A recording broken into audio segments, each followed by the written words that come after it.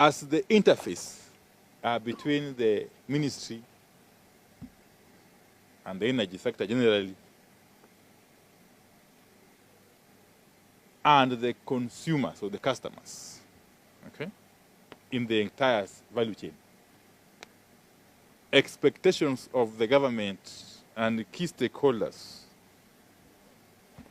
put a very high demand on Kenya Power, its board, management, and staff to ensure that their strategies, policies, processes, internal culture, and practices remain ethical, effective, and customer responsive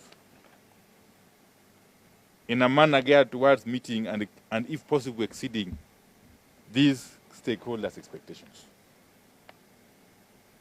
The government therefore has reiterated its desire and commitment to the reform of strategic sagas, including KPLC, and for KPLC in particular, in order to transform it into an agile, technology adaptive, eco-friendly, ethical, and responsive customer-centric institution, playing a leading role in the country's vision of transiting to total green energy by the year 2030, in line with our Vision 2030 agenda, which I'm sure you are all conversant with. And of course, whilst I noted and commended the board and the management team and staff for the good work so far done, they're doing an excellent job, both at Steamer Plaza and in the field, including this National Control Center.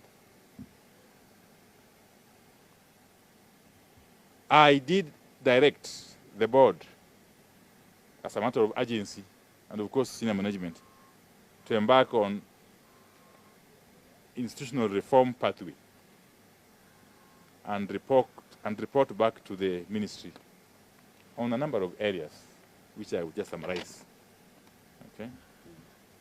One is on the area of improvement on operational efficiency, liquidity, and balance sheet to strengthen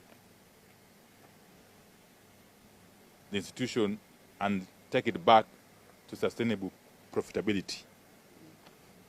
That we agreed, and we got very, very practical steps that the management and the board are going to take, and are taking already actually, towards that goal.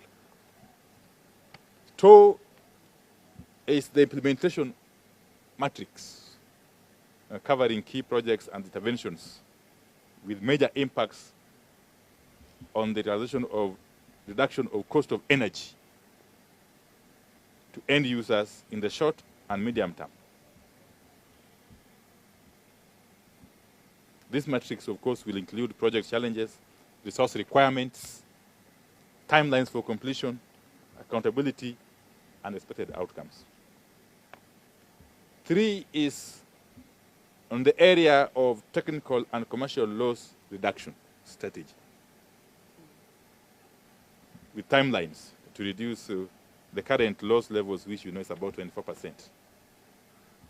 We are thinking if it can bring it down to the allowable level of 19.5% or thereabout, within 3 years, it will be fine.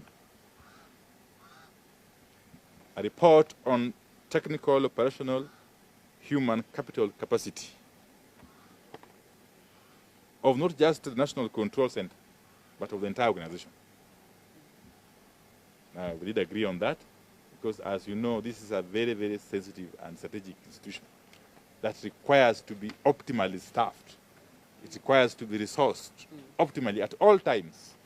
So we agreed that we shall look at the gaps where they exist and what measures we can take to fill those gaps. Okay. There's also number 5, which is the issue of customer service improvement strategy. We took quite some time at the call center. And I was impressed, by the way, by the kind of infrastructure that we have in place. I'm sure a number of you are aware of the Kenya Power Lighting call number, *100. 977 hash. Star 977 hash. Or if you call directly, just call 9771. And they will capture whatever issues or concerns you have. And they will cascade them to the relevant offices and persons. And they will be attended to by those responsible offices. We want actually to have that system reinvigorated and to have that process of engagement with the public made more efficient with time. Okay? And if it means employing more resources or deploying more resources, we have to do so.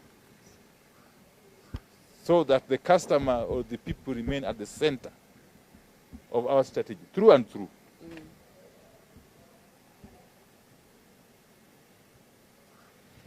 And number 6, it was the issue of supply chain and logistics strategy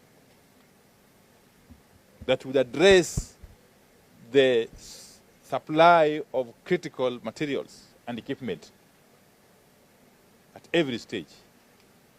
And I'm here referring to equipment and materials such as transformers, electricity poles, electricity meters, and so on and so forth. Cables and what have you. So that at every instance, the supply and stocks of these equipment and materials meet the demand. Meet the demand with a possible reserve.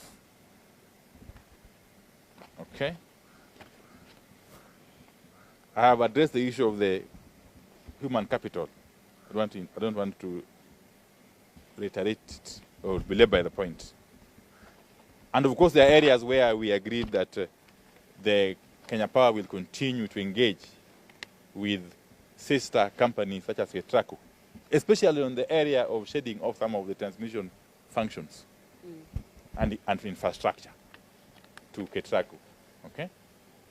So, all in all, we had a very, very, very fruitful engagement, right from Steamer Plaza, the call center, customer call center, and now the National Control Center here in the north.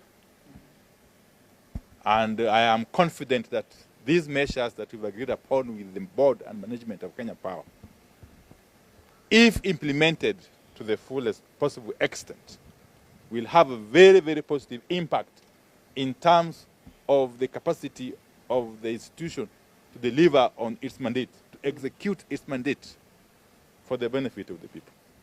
But going forward, we will be seeing more and more focus on the customer. In other words, Kenya Power has committed to enhance its communication processes so that at every one instance, there is that communication between